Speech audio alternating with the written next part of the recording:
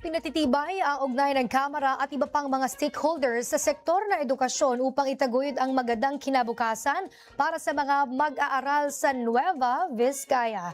Si Sofia Potenciano sa detalye.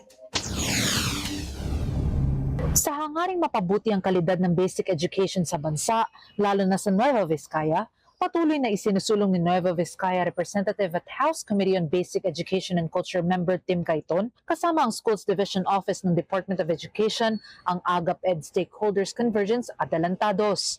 Layo ng programa na palakasin ang koordinasyon ng DepEd at ng iba't ibang stakeholders para mapaigting ang suporta sa mga mag-aaral at mga guro sa lalawigan.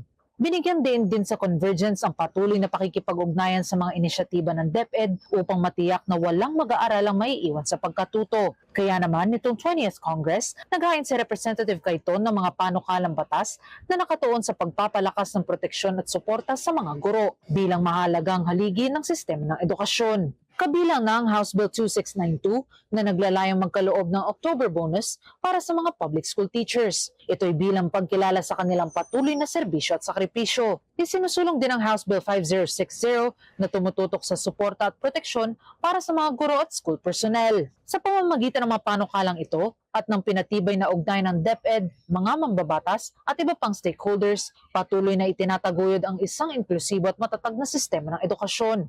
Hindi lang sa Nueva Vizcaya, kundi sa buong bansa.